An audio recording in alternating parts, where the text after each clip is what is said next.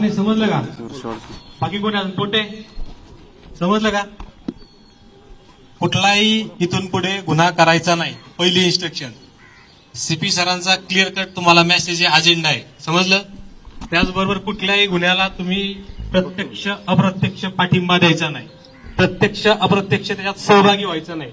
त्याचबरोबर तुम्ही काय हे गुन्हेगाराचं उदात्तीकरण करणारे जे काही व्हिडिओ बनवता आणि रील्सला टाकता, इन्स्टाला टाकता, व्हॉट्सअपला टाकता, स्टेटस ठेवता, ते तुम्ही ठेवायचे नाहीत. आणि त्याचबरोबर तुमचे कुठलेही गुन्हेगाराचे उदात्तीकरण करणारे व्हिडिओ हे अजिबात शेअर नाही झाले पाहिजेत. जर ह्या गोष्टी बेकायदेशीर झाल्या तर त्याला तुमच्यावरती 107 CRPC 110 आहे, तुमच्यावरती तडीपारी आहे, MPD आहे. वेळ प्रसंगी जर तुम्ही तसा गुन्हा केला तुमच्यावरती मोक्काप्रमाणे पण कायदेशीर कारवाई होईल. त्यामुळे मला वाटतंय फार शॉर्टमध्ये या सूचना आहेत आणि तुम्हाला त्या समजले असतील. समजले सगळ्यांना? हातवरती करा, हातवरती करा. का समजले का? नाही समजलं कोणाला? ज्याला नाही समजलं त्याने हातवरती करा.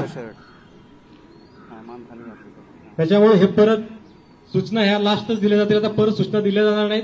आणि कुठलंही काही रील्स आणि ह्याच्यामध्ये जर कुठलंही गुन्हेगारी उदात्तीकरण करणारं कुठला व्हिडिओ आणि काही कृत्य झालं तर तुम्हाला पूर्णपणे कायदेशीर कारवाईला सामोरे जावं लागेल. एवढ्याच आमच्या 4-5 सूचना आहेत, तुम्ही ते फॉलो करावं लागतील. ठीक आहे? समजलं? समजलं का तुम्हाला? ठीक आहे. PI लोक डोजियर फॉर्म भरून घेतले असतील तर यांना पाठ जाऊन द्या.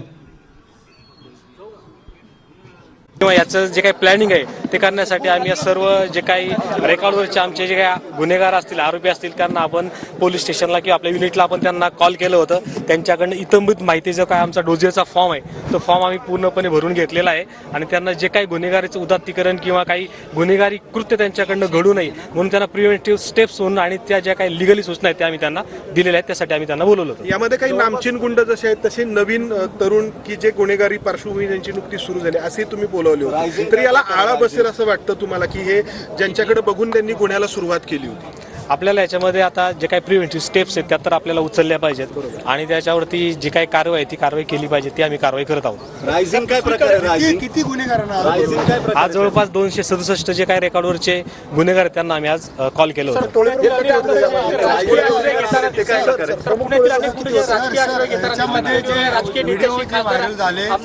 व्हायरल व्हिडिओ नंतर ही कारवाई आहे असं बोललं जातं.